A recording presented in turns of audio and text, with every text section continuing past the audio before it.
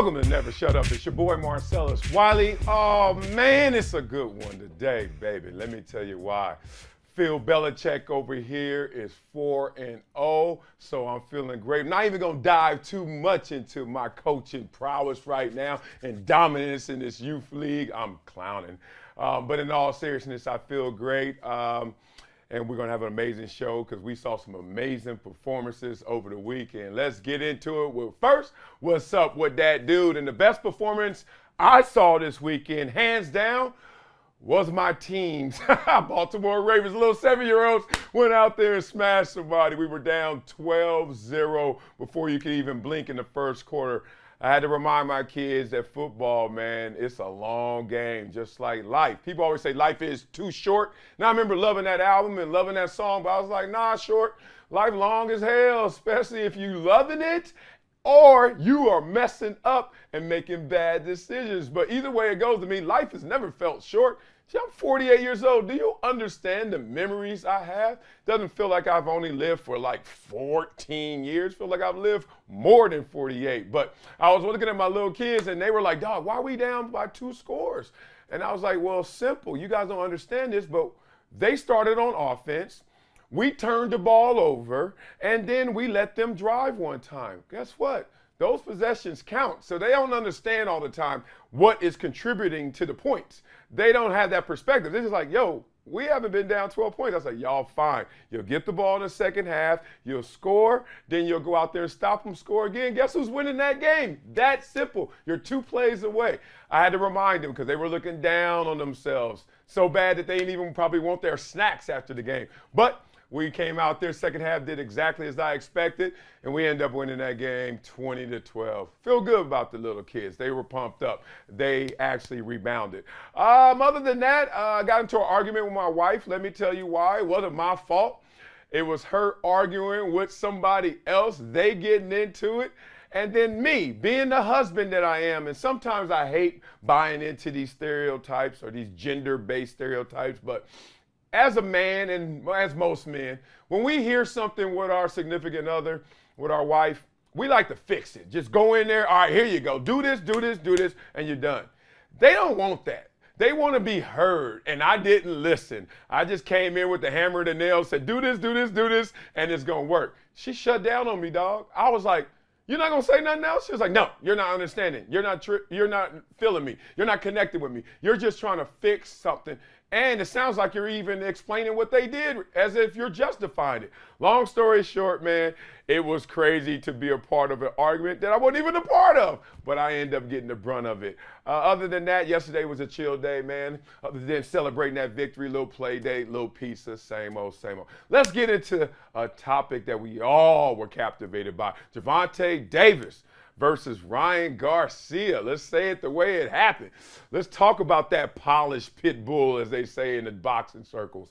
Tank is a beast. Is he the face of boxing right now? Let's talk about it, because I know Canelo Alvarez right now somewhere cursing me out in Spanish, like, hey, no, because Canelo is still a face, even though he has a blemish on his record, or 2. You count Floyd when he was 5 years old and he fought Floyd. But the point is, we still know Canelo is a monster. But let's talk about what we saw in this fight. First of all, Tank came out playing no games, walked out with the music of the murder capital, basically Chief Keef coming out, and you're like, oh God, he in that zone, he in that special place. The action really picked up, I think, second round. You could see that when Garcia got knocked down. And Garcia had a bad game plan. Like, even though he's bigger, but they got this whole rehydration clause, so then Gervonta Davis was like 146 when it was time to fight. He came out there, instead of being who he is, which is that counterpuncher. And counterpunchers, they always get impatient in big moments, it seems like. They always want to be the aggressor. Dog, you ain't the aggressor in this one. It's that polished pit bull. And he found out the hard way because he was getting out of position because he was striking first. It was really that simple to me mathematically.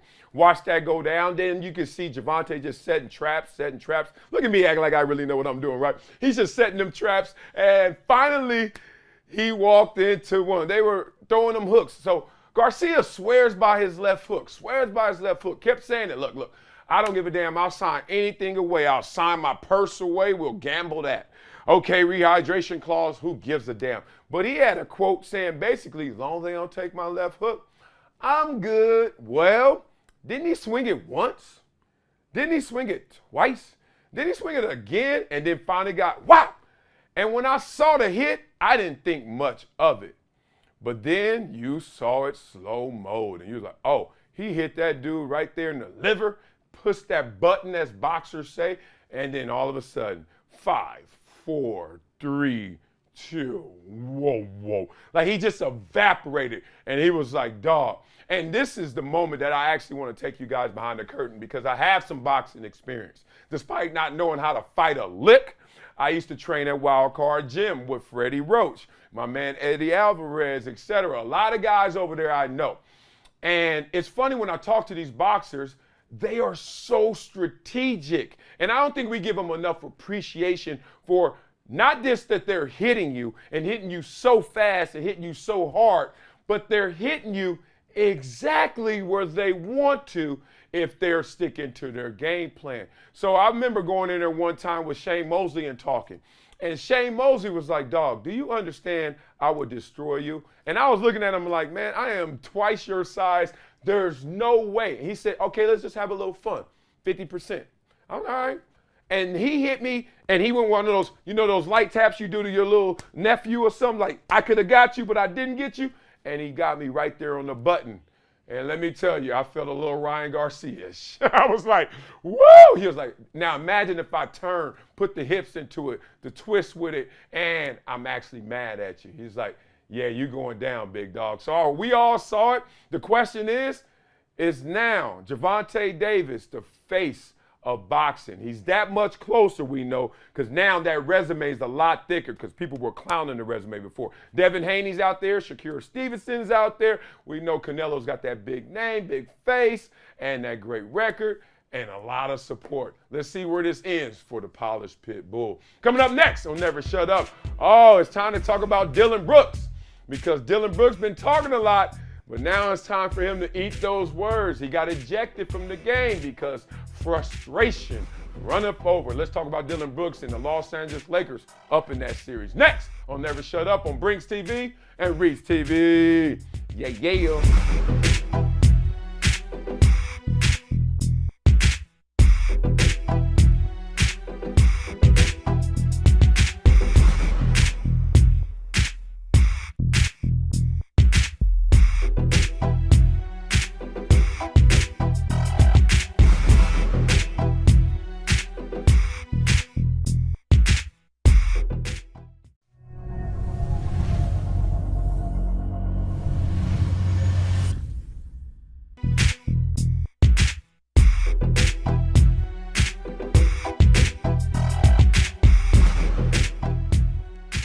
Welcome back to Never Shut Up. It's your boy Marcellus, Wiley, and hope you guys are getting your YouTube memberships into Wiley's world. I'm seeing those names added, and those names are going to be the ones who co-host this show with me. So got to be a member to get your ugly face up on this screen with my uglier face to talk some beautiful sports or life. Let's have some fun doing it. Join Wiley's world. Now let's get into this world of Dillon Brooks, his mental space, because I don't know what's going on upstairs. Sounds like he can't decide what he wants to be in this series. And as a basketball player, let's talk about it because you can see that this team now down to the Los Angeles Lakers. Yeah, the Lakers are not fakers right now. They got the number of these Memphis Grizzlies. Obviously, Ja Morant missed the game in there, and then Ja Morant returns in the game 3, and he's the only one that wanted to play, it seemed like, in game 3, including Dillon Brooks, who we thought was about that life.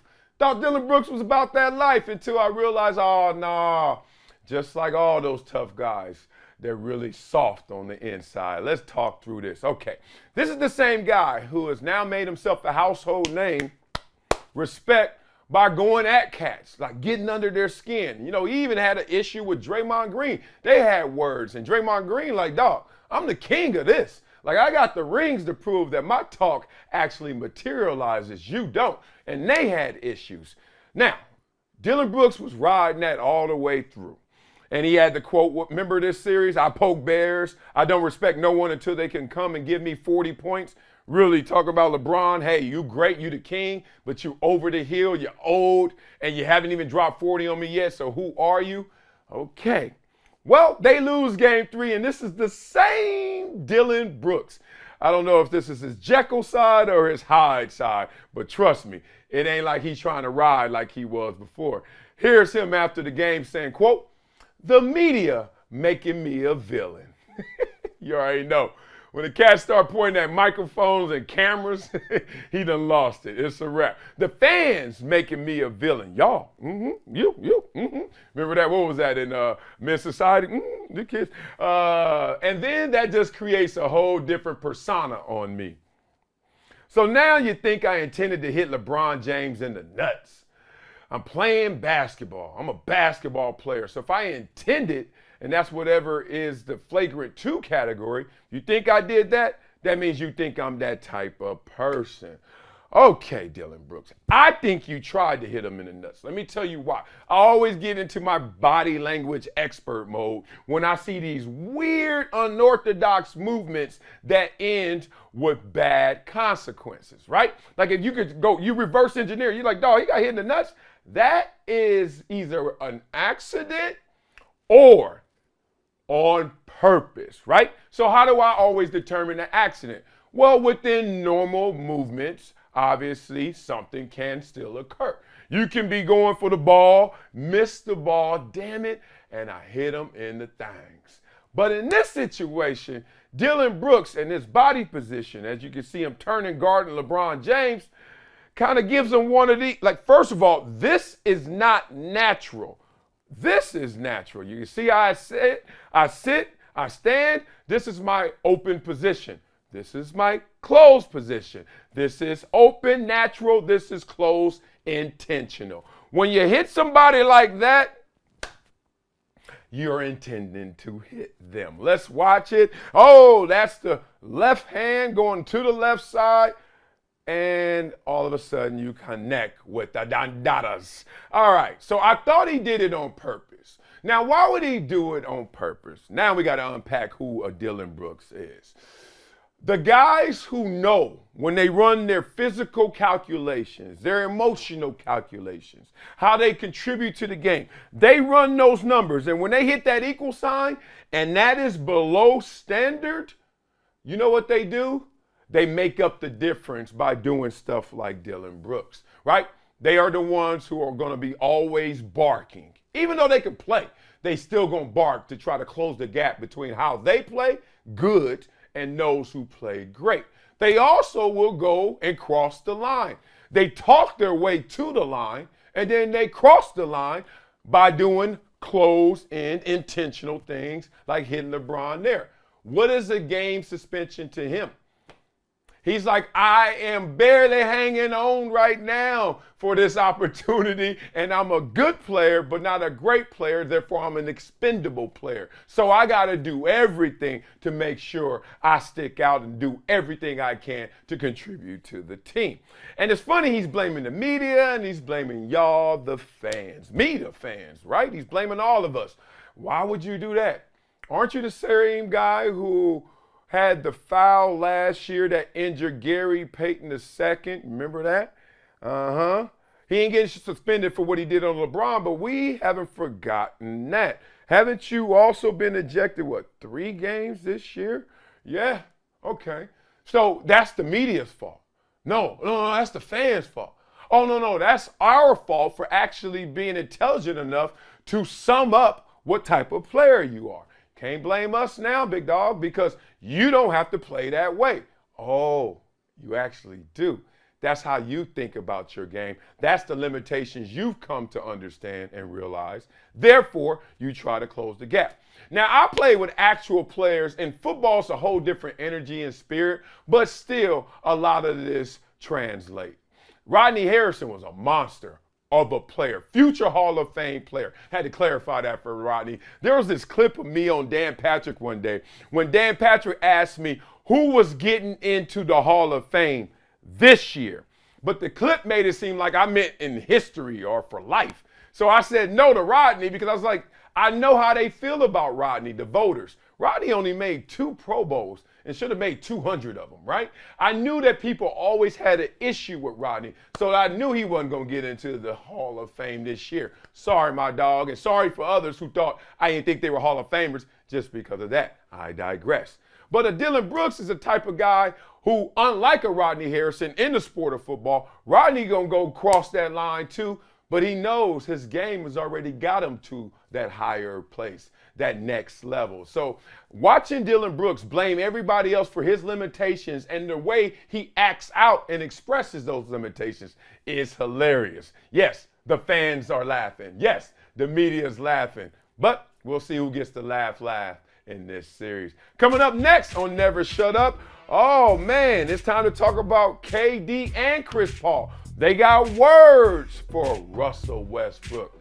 And I like these words. Let's talk through it next on Never Shut Up on Brinks TV and Reach TV.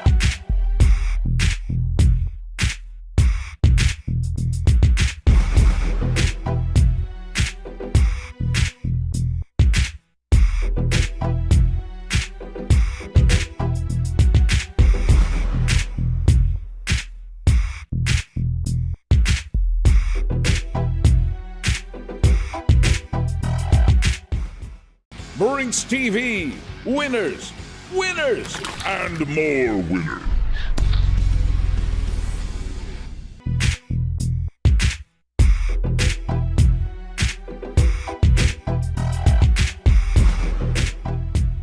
Welcome back to Never Shut Up. It's your boy Marcellus Wiley. Don't forget your YouTube membership. Subscribe to Wiley's World so we can get this in. See your pretty face next to my ugly face and talk life, talk sports. Let's do that. All right, let's talk about Kevin Durant and Chris Paul ganging up on Russell Westbrook to show him love. Man, oh, I needed to see this one. The last time I saw Chris Paul was actually with Russell Westbrook as we were all in attendance at CJ Paul's, Chris Paul's brother's 40th birthday party, which was player. Let me just say that. It was fresh. Everybody was dressed like they were at the country club going golfing, and it was a fun time. I had a little dance off for Westbrook for like 4 seconds. We was going to see who could see walk the hardest, but my hip and my knee, the way that they work together right now, they ain't on the same page. They actually crippin' in blood. And so it was fun, man. We had a great time. But I want to bring up these comments because too many times, even myself, we get guilty of talking about the negative, right? It's a negative-based society. When you're driving around, the cop doesn't pull you over and say, hey, you know what? That was an amazing stop at that light. And then after that, that gradual speed increase. Oh, you know what? Here's $50 for you to spend civically today. Like, nah, you only get, and you get pulled over. What's up, officer 10 and 2? He's like, license and registration. Here's your ticket, right? They only care about you, it seems like, when it's something bad and negative. That's why I like this story right now. Let's talk about what Kevin Durant said first and then Chris Paul. Kevin Durant said, quote, when he's retired, people going to really tell the truth about how they feel about his game. Right now, it's a fun thing to do is to make a joke out of Russ. Then Chris Paul chimed in. I feel like the only people who do that too is the people that don't know basketball. Preach, brothers, preach. Let's talk about why. Man, people really run with that, especially on Russell Westbrook, who is balling this series. People already said he won them the only game that they won in this Clippers series against the Phoenix Suns, which was game 1, right? Even though he didn't lead in the stat column because that was Kawhi Leonard going out there dropping 38, it was Russell Westbrook setting the tone and also setting the resilience of this team for that game, making sure that this team knew we're going to fight all the way through. All of those defensive plays, hey, the block on Devin Booker at the end, just showing that spirit of how we're going to have to play if we're going to beat this team. And that's contagious. So give Russell Westbrook his flowers for this series. Now, what they're trying to say is let's give him some love globally and for his entire game, his entire career. Why do fans clown athletes, especially when it's someone who's a future Hall of Famer who you can never discredit in terms of his work ethic? He comes in and punches the clock, brings the lunch pail every single day, right? So you can't question that, which is typically why fans get the most mad. Oh, he's not even trying, right? I'm hearing about Kawhi right now. He's not punching the clock. But Westbrook has always punched the clock. So it's not that. Why do fans clown athletes, especially the great ones, a future Hall of Famer who worked so hard? Is it simply because he doesn't have a championship? Really? Really? Like, is it that lazy? Is that simple? No. I mean, I don't hear the jokes like that for Barry Sanders, right? I mean, I could go to lesser players, even though they were beasts. Megatron, let's stay in Detroit, right? You don't hear that about him. J.J. Watt doesn't get clowned in my sport in terms of, oh, he didn't win it all, but, you know? Like, I can keep going and going and going. Allen Iverson doesn't get clowned like that in basketball. He never won a championship, right? So what it is, not the championship. See, y'all running out of excuses. You're running out of reasons to clown Russell Westbrook. Oh, I hear y'all. See, that's why we got to do this show together. Please sign up for the memberships so y'all can get up here and we can really chop this up. Is it because he did it to himself? All the times where he, the memes, Westbrook got memes. Please, Nito, please, right? He got that one, clowning the whole cupcake stuff, whatever his contributions were, etc. We get it. But I think there's an inbounds to clowning athletes and there's an out of bounds clowning athletes. I think the momentum, the locomotive of how y'all still talk about Westbrook the way y'all talk about Westbrook, I think that's out of bounds. The whole Westbrook and Skip Bayless, that's stupid. Like, that's so weak. I'm mad that they even get ratings off of that. I'm mad that people even supported that to the point where Skip said, this works, therefore I'm going to keep doing it. I wish that everybody's TVs would just cut off as soon as you start doing that. That's stupid. That's corny and that's whack. But it works, so I get it. But it's out of bounds to me. What's inbounds? Talking about their game. What's inbounds? Having jokes about their game. What's not inbounds? The fact that it goes to the point where now all you see are the negatives. All you want to talk about are the negatives. Now, Westbrook still has his struggle shooting just to be nice. That dude he be hitting the side of the backboard sometimes. Like he airballed in the game. He balling out of control. He got 30-some points. Airball. Like, I get that. Like, that's all in bounds. But why? Where does it come from with the fans? Like, what is your vested interest? You're paying your hard-earned money. You're there. You love it. You're supporting it. And you're clowning it. It's kind of interesting right there. I think that fans' jealousy wrecks the game. And I've seen it. Like that whole, boo, like the guy, fuck you, you suck, Westbrook. Like, he's trying to get noticed. All he really wants is Westbrook to take notice of him or catch him after the game and give him a picture, a selfie. That will make his day. But just the fans' jealousy as a whole wrecks the game. But I think fans and their envy fuels the game. What do I mean? I've always had this deep respect for fans. And it's really in this one column, especially when I see a guy with another grown man's jersey on, with another grown man's name on the back, and he is wearing it with pride and representing and got the whole damn mannequin matching outfit to go with it and walking around with the dude's shoes on, colors on, and name on his back with his girlfriend right there who he just got with and going to the game to go cheer that dude on or dog curse him if he misses a few shots. See how crazy this is? See how Jekyll and Hyde this is? But the point is, I really think the jealousy hurts the game and the envy fuels the game. So I'm wondering where you fans come down on it. Why y'all so damn mad at athletes? I know you're a fan and you're a fanatic, but sometimes it's just not fun and it doesn't make sense. Coming up next on Never Shut Up, oh, it's full episode time. Time to get political up in here. Don Lemon and Tucker Carlson both gone, both from CNN and Fox on the same damn day. What is going on? Armageddon is here, y'all. Let's talk about it next on Never Shut Up on Brinks TV and Reese TV. Why did they fire all the pundits? Why?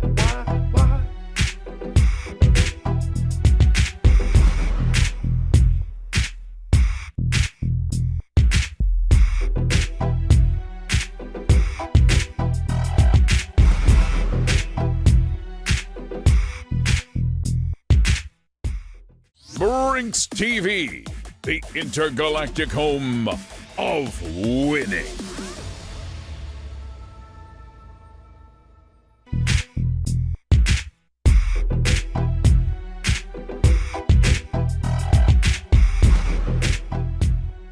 Welcome back to Never Shut Up. It's your boy Marcellus Wiley. Make sure you get your Wiley's World YouTube membership right now, and we can discuss this topic soon together. But let's talk about it right now.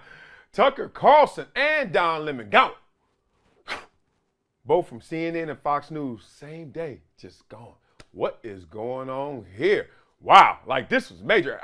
Sometimes you get a story. I know y'all like me. You get the story and you're like, ain't no way. So then the first thing you do is check the website. You're like, is this legit? Yeah, it's not Nutcracker or Buttcracker, where the hell that site is.com. Then you I always hit refresh, like, nah, maybe there was a glitch. Let me see it for real. And then I was like, this is for real?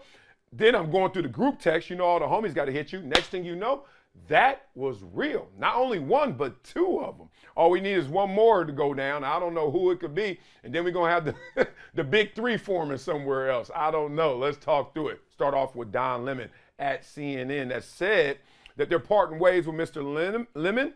And we know who he is. That's the beast. That's one of the stars of the network. And this, what happened? Quote, Don Lemon is on the air Monday and says this: I was informed this morning by my agent that I have been terminated by CNN. I am stunned. After 17 years at CNN, I would have thought that someone in management would have had the decency to tell me directly. At no time was I ever given any indication that I would not be able to continue to do the work I have loved at the network. He said in a statement that he posted to Twitter as well. Okay. We got to go unpack this before we go and get this. Don Lemon, man, he has been under fire, especially of late, but we know his whole career in terms of him being on CNN as a political commentator has always been one of a blaze, right? But inside the network, people started to lose their support for him, and he started to lose it because of the remarks, especially that happened in February. Even the CNN's chairman, Chris Light, had to come out and talk about that. Okay, that was a national conversation, and it was a rare public rebuke that came from up top down. Now, when they come out and say something, that lets you know that's strike one, maybe strike two. But let's let you know you don't have an empty count now. Okay. Remember he said like she wasn't in her prime. He was talking about a Republican presidential candidate, Nikki Haley. She wasn't in her prime. She's 51 years old. He said a woman's considered to be in her prime in her 20s and 30s and maybe 40s. That's a wide-ass range of prime, but I digress. He dismissed the objections of his female co-host by responding, I'm just saying what the facts are. Google it. So now he says something that wasn't even like factually correct because he couldn't narrow it down, 20-year prime plus. But then somebody tried to correct him, maybe not just for the facts, but just how this is going to get perceived. Like, dog, calm down. And he said, nope. Double down on dumb. Remember that Wileyism? Don't double down on dumb. He had a moment. He doubled down on dumb. Bam. Now he stamped it. Okay. So later, of course, you know what happens. Instead of you really feeling contrite, somebody double taps you. Hey, dog, get on the mic, get on camera, and apologize. He did that, but damage already done. Okay. Now, people thought he would turn the page from that situation and incident, but people inside started saying it was untenable. People were speaking about him, saying it was very sensitive conversations that didn't go so well internally. And then recently, some of the bookers, people that get guests on the shows, discovered that some guests just frankly didn't want to go on the show anymore. Uh-oh. They don't want to go on the show anymore? Why? Because of Don Lemon. Not because they were busy. Not because of their hectic schedule. Not because of traffic. Because of Don Lemon. Now that's when it's all bad. One of the last nails in the coffin probably was the fact that he did some popularity polls and realized he's losing his popularity with our audiences. Okay, so just a few months ago we were talking about Don Lemon and he had the 10 p.m. show and he was moving it to the morning show. We know he's big time, but it was like, oh, Now, look at you, Don Lemon tonight, going from that to now you're going to have the CNN This Morning show, and that's going to be big because that's prime time, right? Whatever that may be. Well, wasn't a perfect fit.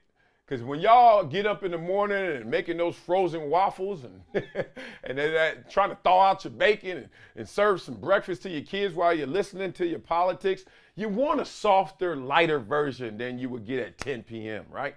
And they were saying that Don Lemon wasn't fitting that bill. So finally, after a few of those episodes with the national conversation, with the fact that he was having issues internally with people, with the fact that the boss had come down on him, it came to a crashing end. And Don Lemon had to make that statement, and it's crazy. And you know Don Lemon, I did not see the statement. I didn't see how he read it, but I just know it was emotionally filled because that dude leads with his heart and not always in a good way. He is too emo for me. We'll talk about it. Now, Tucker Carlson is leaving Fox News. And you got to watch where you get your information from because they could say you left, or they could say you were fired, or they could say mutually agreed. But the point is, Tucker Carlson won't be at Fox News anymore, right?